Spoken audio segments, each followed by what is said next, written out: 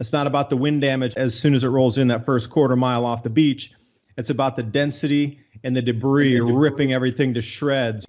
Adapt 2030 Mini Ice Age Conversations covers changes in our climate due to a new and intensifying grand solar minimum. In the media, overlooking, downplaying, or burying cold weather changes occurring on our planet. This is in order to keep the global warming agenda steaming full speed ahead. I do this podcast and radio program because we need to begin conversations on how to adapt our food growing strategies long before 2030 as agricultural zones shift, affecting global crop output, but very few mainstream media outlets are talking about the most important issue of our time, cold weather crop losses. Our sun is going through a 400-year cycle, which has effects on our weather patterns as our magnetosphere weakens and the jet streams go out of flow. It's not CO2, it's not you, it's the sun. Are you ready to thrive in the grand solar minimum? Then join me for Mini Ice Age Conversations. I'm your host, David Dubine. Dr. Anita Bailey, author of Cold Times, How to Prepare for the Mini Ice Age. Now, we had an interview about a year ago. Truly an amazing read. It's a no-holds-barred guidebook for surviving these changes that are unfurling in front of us. It's about choosing safe locations. Heating is going to be a major issue. We saw that last year. I bet this year will be cooler. Storing and growing cold-resilient foods, and water collection, and how to, retrofit your homes for colder weather and heavier snow, sheltering in, how to do livestock, raising different types of vegetables, plants, smaller animals like chickens and rabbits, etc. It is an absolute education experience book. Highly recommended to anybody out there. And you can find that up on Amazon. And also, we have a link here also for the book for 20% off for anybody listening today. Anita, I'll leave one last point here and I'll let you get back on. Saharan dust. Now, we've been talking about all the dust events globally right now. It's literally on almost a dust storm completely enveloping the equatorial band of our globe. It's really just a few hundred more miles from being at 100% from one and no break. So what we're looking at is the Saharan dust tracker here. Saharan dust, Florida, blocking out skies. And this is on a bunch of news feeds as well. And let me see, I'll bring up another. This over on SOT.net. Saharan dust causes orange haze above southwest Florida, Fort Myers, and it's going to be becoming much denser and worse over these next few days. Right now it's 7 a.m., and it looks like it's still 5 a.m. apparently, according to the news. The dust is going to become much heavier over these next few days. The real dense dust has not even arrived yet. So all of these things that we're starting to see across the planet with the wind events, more mass die-offs of the fish, aquatic animals, birds going in the wrong direction, and with these effects from our sun being cataloged over the last centuries and millennia showing the exact same patterns of what's happening, it still baffles me as to why the IPCC and the climate debate does not pick up at least that the sun could have some effect on our weather, some effect on our global jet streams, but they still don't want to talk about it. It's all got to be 100% CO2. Anita? Well, I have a hypothesis on that. I have a lot of theories and hypotheses, and this goes into human psychology to a degree. Now, of course, we all look at that and we go, what is wrong with these people? We know a lot of them are getting their income from supporting the existing paradigm, and that's, I don't think it's proper, but it's understandable. If you want to get along in academia, you have to produce what they want you to produce. So, okay, we understand it. But I think it goes even deeper than that. I think what happens is psychologically easier for people to blame another human being than to believe that we are helpless in the face of nature. And this episode's brought to you by TrueLeafMarket.com. Heirloom and organic seeds since 1974. Full range of garden seeds, microgreen seeds, sprouting seeds, wheatgrass, grain seeds, flower seeds, herb seeds, and ground cover crop. I encourage you to take a look at their website, trueleafmarket.com, and they even have free starter guides there for you to learn how to grow sprouts, microgreens, herbs, and wheatgrass. Use the link below and give yourself the gift of organic and heirloom seeds. And you can see this from the Maunder minimum when they were blaming, the local town crazies, the witches, for putting spells on the weather and spells on people's crops.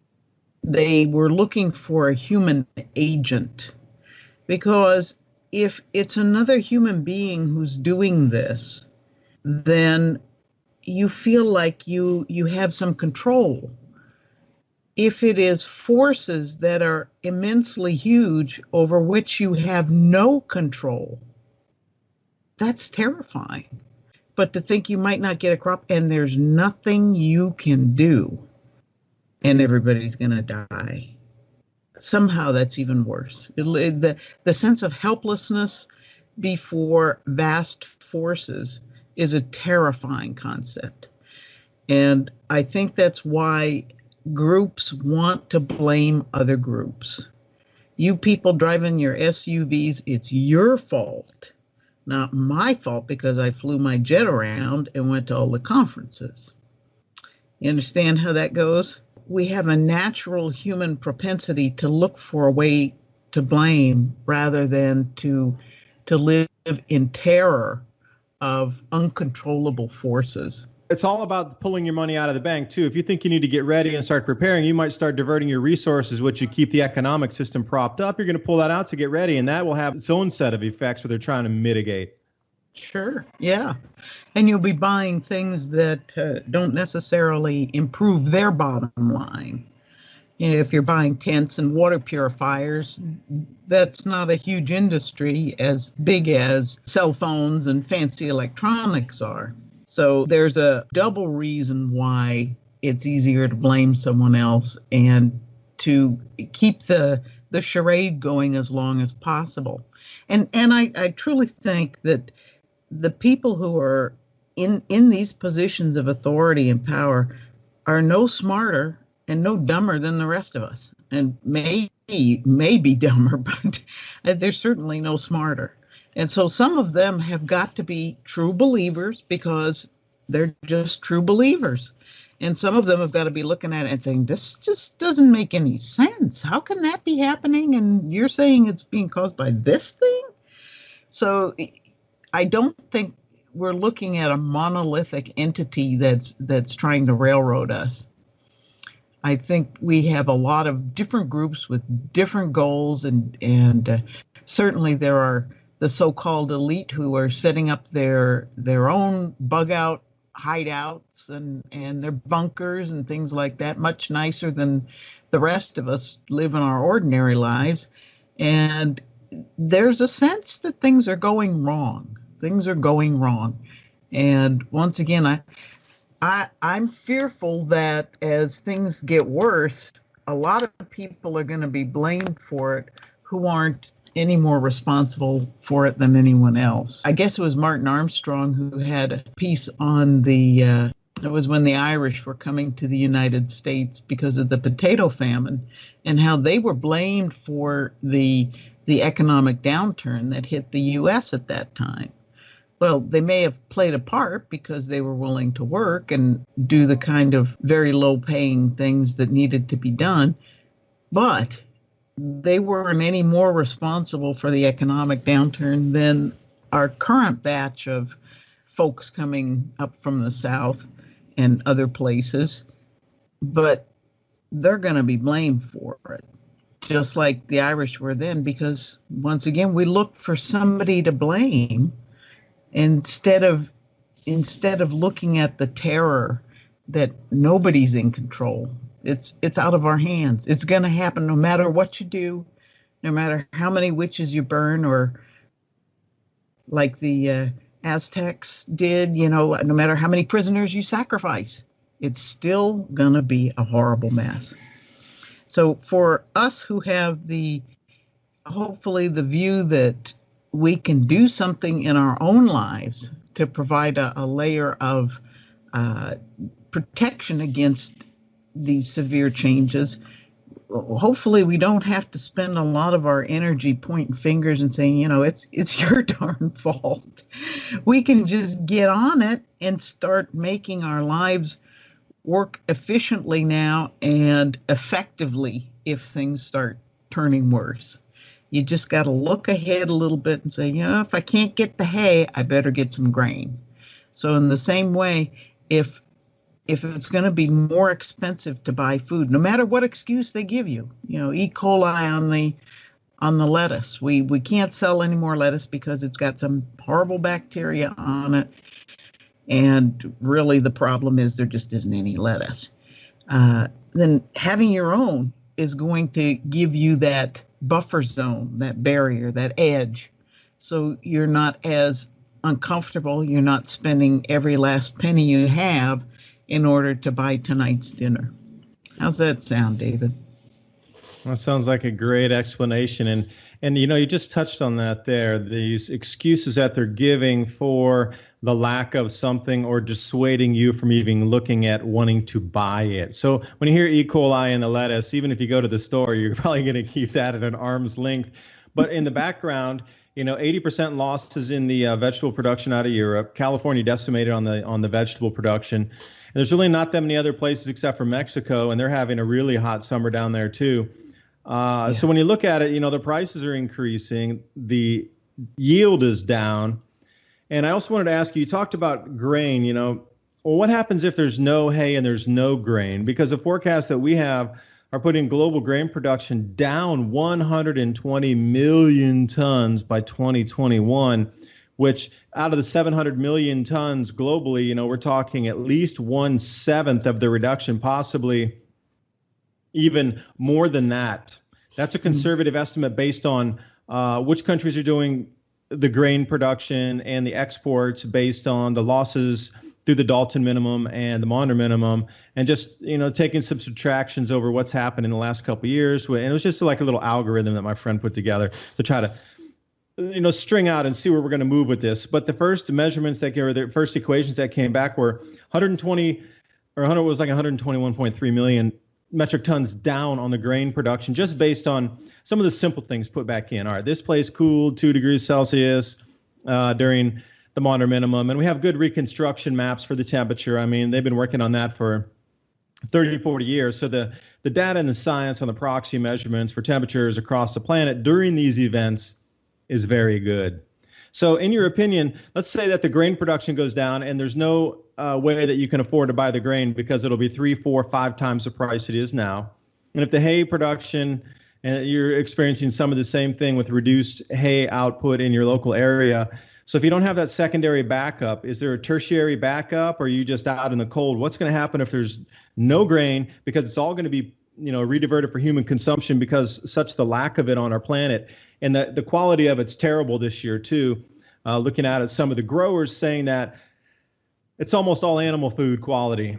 There's very little out there for human consumption this year. It's such poor quality, because the same thing you talked about with just the heads, when they come to maturity, they're not filling out, they're dried out, there's something wrong with it. In some of the areas where it's raining a lot, it's starting to actually sprout on the heads, and they're getting strange anomalies happening in the wheat fields. And then the hail damage that's coming through, and these extreme winds are knocking out other areas and taking off acreage. And, down in Australia, they're extreme drought, and up in Russia, they got freeze out here, record cold temperatures the last couple of weeks. So we're starting to chip into the global grain production now. So that was my long-winded question. So if there's no grain or no hay, what happens to the cattle? And, I firmly believe that meat might be one of the first things a lot of people will be priced out of the market as we march forward, as these inputs into meat production, whether it be chicken, hog, or cattle, might get us to the point where we're just going to have to switch diet because we can't afford the meat any longer. Thoughts? Yeah. Chicken and hogs are very grain intensive in commercial operations. Now, you can raise chickens in your backyard on bugs and grass and whatever they can find. So chickens are fairly resilient in a small setting like that. But in commercial operations, it's grain. It's grain from the moment they're hatched until the moment they end up in the processing plant. So without sufficient grain, you can't raise chickens. That means you see farmers going bankrupt.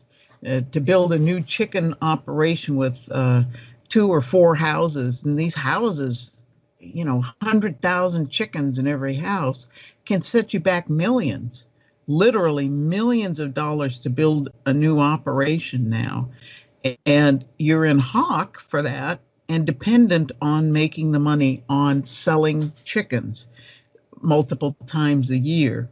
And that's selling it to the big companies. I don't have to say any names because everybody knows who they are. So if you can't get the grain, you can't raise the chicks. You don't raise the chicks, you lose your farm. It's pretty straightforward. In an operation like ours, you would have to call us a very small farm. In this area, 50 cows plus their calves is considered a full-time job. And you're mending fences and taking care of the livestock, making sure you've got everything lined up and bringing in hay and doing all of that. So we have less than a full-time operation. It earns us a small amount of profit. And according to the state of Missouri agricultural department, we make, and this is statistically, a cattle producer earns approximately $50 per cow after taking out all of your expenses, but not your labor. Your labor's free. So you got 50 head. How much money are you bringing in for the year? 50 times 50. Let me think. That's $2,500, right? Did I get that right? 50 times 50? Yeah, that's right. That sounds so low that it's almost unbelievable, actually. It is. It absolutely is. And the reason that people continue to do it is because they like to do it. You're not doing it to make a profit. You have your expense of your equipment, and farmers that are small like us, we don't have the new fancy stuff. We've got old tractors. We got 40, 50-year-old tractors that my husband is able to repair. So he cuts down an expense there. He does most of the work himself. Being a farmer most of his life, he's skilled at all of those things. So a young person coming into this business, I mean, if I was young and I had to buy land and buy equipment, there is no way on planet Earth I could afford to live this way. It's impossible. For $2,500 a year, you've made nothing. You can't. It's staggering. Okay, so farming by itself is a lose-lose proposition. You have to love this life to live it, and you have to be thrifty, and you have to cut corners in places where other people are, they're buying their $150 tennis shoes and you're shopping at the thrift store. You understand? So in our case, should that happen where we can't get the hay, and every year is a question mark, because we have had years where it's been so dry we could grow nothing, and it's been so moist that everything turns to mold in the fields before you're able to get it up. They're not common, but they do happen. So you always have a contingency in the back of your head. So we've talked about, what do we do if we can't get the hay? And if we can't get the hay, there won't be grain because it's all going to go to the hog and chicken producers. We have to cut down our herd. We have to cut it down so much that they can live on the land that we have. And that'll give us 10 to 12 head, probably, if the weather isn't extremely cold or extremely hot. Now, that's enough to feed us and our relatives, but we won't be selling any more cattle into the market. So if we're doing that, a whole bunch of other little farmers have said, what am I going to do? I'll just have to sell off my herd. So you would see a glut of livestock coming to market all at once, and then it would be horrible shortages for years thereafter. If we have 15 head and all of a sudden the weather turns beautiful and we can build up our herd again. Well, we're going to keep heifers, females, from our cows. And if everybody has a calf, that'll be 7 heifers a year. Roughly half of them will be female and half will be male. So it takes 2 years before you breed your heifer. So the 3rd year is when you get your first calf. So it'll be at least 3 years after everything turns wonderful again before we could get a calf. So that's a long spell to wait for your next hamburger. Somebody who's got 10 acres can keep a cow or keep goats. Goats are even more thrifty and easier to handle than cattle. The meat is equally delicious and can be used in the same way. Rabbits, very, very easy to raise, very thrifty. They can live on all kinds of different greenery. They do better on alfalfa or alfalfa pellets, but if you don't have that and you're not forcing them to breed continuously, say you breed your females 3 or 4 times a year, you're still going to get in the range of 40 to 50 bunnies at 5 pounds per. That's a lot of meat out of every female. What's that, 250 pounds roughly? So there's ways for a small producer to get through the bad spells if things don't continue to get worse and worse and worse. If people are starving and they're desperate, then you're not only having to live with a very reduced lifestyle because you're not making any money at that point, but you're going to have to worry about folks coming onto your property and harvesting their own beef when they get hungry. So it gets very complicated, and certainly that did occur during the Great Depression. And I mean, we've probably all seen movies where somebody sneaks into a chicken house and gets caught trying to steal a hen or two. Well, they're stealing somebody else's ability to live.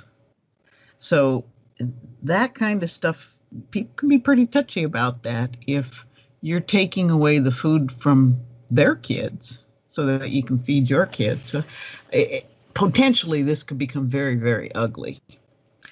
One thing I wanted to mention, you were talking about the dust storms. I'm reading a book called The Worst Hard Time, and it's about the Dust Bowl era. And, you know, I thought I was fairly knowledgeable about that. I mean, I've been to school, I've been to college, and I understood it was a terrible hard time and grapes of wrath and all that. However, there's tremendous amount of information on how people survived unbelievably horrible conditions. For instance, I learned from that book that there was something called dust pneumonia. And that's from inhaling all of the fine dust particles that were flying around, killed children, old people, and livestock. So these huge dust clouds that are going around, I wouldn't be surprised to see an increase in upper respiratory conditions among people who are affected by it. People who have asthma and are sensitive to dust, people with dust allergies, and goodness knows what bacteria that dust is carrying. So dust pneumonia, and also it was kind of something the writer mentioned sort of offhandedly, that during the height of some of the dust storms going on in the Southwest Plains, cars would short out. There was so much static in the dust clouds that it would literally short the batteries out of these cars. And these were not high electronic cars. These are just, you know, wind them up to get them started kind of vehicles.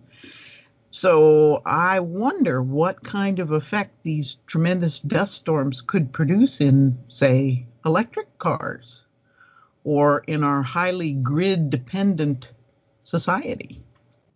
I don't have an answer, but it made me ask a few questions about it. Anita, I have a little answer for you here on that. Let's talk about the dust storm over the Middle East. It was considered one of the heaviest dust storms in the UAE ever. They had 16,000 calls for help on the road. 16,000 calls for help on the road. So I couldn't figure it out either. I was like, well, if you're driving down the road, just turn on your lights, roll up the windows, go slow, leave your emergency lights on, and just creep home and then finally get there. I've driven a couple times where it started to snow and then it turned into like really horrendous conditions, terrifying. I was scared, on the road to even drive and worried about slipping off. But white out almost conditions, but able to get back. Same with the heavy rains. I mean, if you slow down, you can creep through it. But to get that many emergency calls in the UAE during a dust storm, I'm wondering how many of those were they shorted out and then, I'm in the middle of one of the most ferocious dust storms in UAE history, and here I am by myself on the road, and I can't go outside because I'll suffocate. Perhaps I should call somebody for help. That's probably where all those calls for help came from, on the roadsides. Mm-hmm. That makes sense. Yeah, I was kind of baffled. I heard about that, and I'm going, why are they having collisions? I mean, I'm sure these people have driven in dust before. Yeah. Yeah. So, yeah, that's a very good point. And also, you mentioned about the age of the equipment you're using on the farm with the older trucks. Like, you had just written this new PDF that you put out, EMP, CME, and Grand Solar Minimum, preparing for the risk of electrical grid disruptions. So coming back to these older vehicles, they're not going to be as affected as much by some of the effects that would happen from an EMP or something on the sun, but these newer model vehicles will definitely just stop dead in their tracks. And that 1930s Dust Bowl, yeah, those old cars back there in the 1930s, wow, and they were having difficulties from the electrical charge in the air. And you can also see why the dust storm was rolling up off of Africa, sort of into Spain and Portugal, and they had 360,000 lightning strikes during that day. In Europe, this is just last week, 360,000 strikes. So you got to figure that what was highly charging in the air there as well. So I'm curious, when this dust storm does envelop our entire circumference of our planet, it's not going to be like Mars where it covers the entire planet, but there's a sliver of, if you look at it on the map, it is unbelievable. It extends all the way from Africa through the U.S., and that dust will be blowing over west of California. And then that dust also through the Middle East goes through India, over through Asia, and then there's only that little bit of gap in the Pacific Ocean before this dust storm completely envelops that latitude in a continuous circle around our planet. So what do you think about the old trucks here and the effects on if we have anything geomagnetic coming our way? There was some research that was reported in the EMP Commission looking at vehicles of several different kinds. This was about 2003, so they were looking at cars of that era and in the 90s. They used a fairly low pulse, and they were testing these vehicles to see how they responded. The end result was that the vehicles that were affected at all seemed to be ones that were running at the time the pulse came. And the typical effect was that they would turn off. And once they had any kind of effect from the small EMP pulse, they stopped testing. And the reason they stopped was because all of the cars were borrowed. They didn't own them, so they didn't want to ruin them. So any kind of effect, they said, this will be affected. So they had one pickup, and they didn't say what kind it was or what year it was, that had to be returned to the dealer to have the electrical computer worked on. So it did affect the computer system. Not all of the vehicles were affected, so they raised the charge to those who were not affected to 50. I'm thinking it's volts per meter. It was 25 kilovolts per meter, yeah. It was kVm. Yeah, exactly. So at 50, most of the vehicles were affected to some degree. Now, the challenge is, 2003, they didn't have as much electronics as they do now. And they sure didn't have electric cars. With electric cars, that's another weird thing, is sometimes you'll hear a report about an electric car going down the highway and it's struck by lightning. What's going on with that? I don't know. Maybe they have some kind of charge around them that is particularly attractive to lightning. So if lightning will be attracted to them, you understand that something like a solar CME, which is a type of electromagnetic pulse, it's an E3, could certainly produce an effect. Now, the older vehicles, we tend to believe that they may not be as affected. And there is some indication that because of the way their circuitry is put together, just like vacuum tubes, radios with vacuum tubes, they are more resilient to a charge. This video is brought to you by our friends at TrueLeafMarket.com. Heirloom and organic seeds for any grow zone on our planet.